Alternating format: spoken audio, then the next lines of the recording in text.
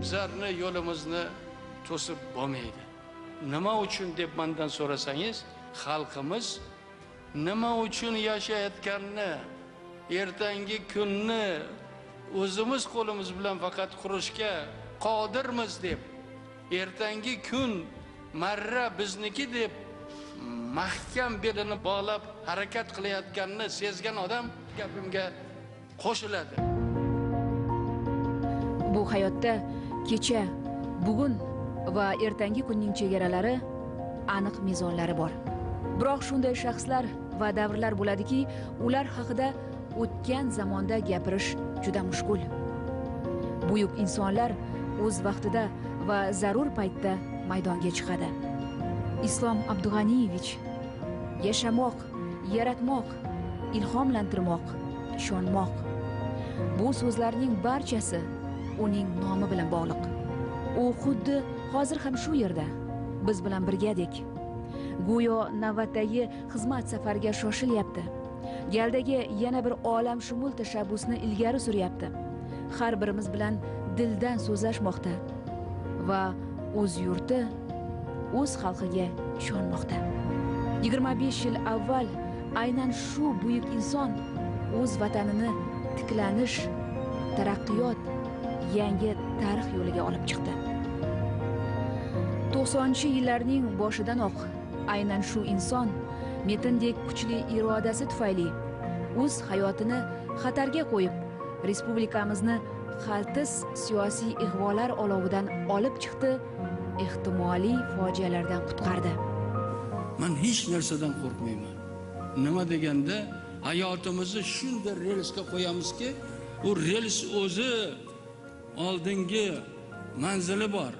Bu manzil erkinlik, ozodlik va barqaror yashash. Iqtisodiyot, siyosat, ijtimoiy soha butun dunyo bilan uzoqni ko'zlagan oqilona muloqotga asos soldi. O'z vaqtida ko'pgina ko'rsatkichlar bo'yicha xaloq holga tushib qolgan respublika o'zining birinchi prezidenti Islom Karimovning rahbarligida o'ta vazminlik bilan, ikkilanmasdan mustaqil strategiya asosida asrlarga tatigulik yo'lni bosib o'ta oldi. Yurtboshimiz o'z xalqini asosiy tayanch deb bildi. Millionlar ishonchi, xalq kuchi prezidentimizga madad berdi. U har birimizning qalbimizdan chuqur joy oldi, munosib o'rin egalladi. U buyuk siyosatchi, fidoyi mamlakat rahbari va o'zbekona baxt formulasini aniq bilgan inson. Eng muhim, eng katta baxt meni fikrim bo'yicha jamiyatga, xalqqa, elga, ota-onaga xizmat qilish va o'zini nomini doim pok saqlash. U doim xalq bilan birga bo'ldi. Xalq ham u bilan. Zero yurt o'z rahbarining donoligi va sodiqligidan kuch oldi. Uni qo'llab-quvvatladi. Aslida mehr-muhabbat eng sof tuyg'u. Uni soxtalashtirib bo'lmaydi. Bu buyuk inson cheksiz salohiyat egasi, abadiy ehtiromimizni qozondi.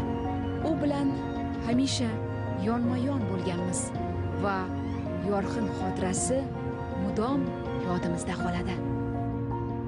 Barcha kunlarni boshimizdan o'tkazdik. Barcha sinovlarni boshimizdan o'tkazdik.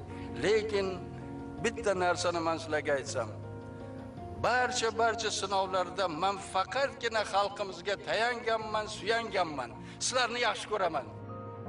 Biz ham Islom Abdug'aniyevich, biz ham sizni doimo xotiramizda saqlaymiz va takror aytamiz. Tashakkur, rahmat sizga. Donoligingiz, tinch osuda tonglarimiz, o'zimizga ishonch imkoniyati uchun tashakkur.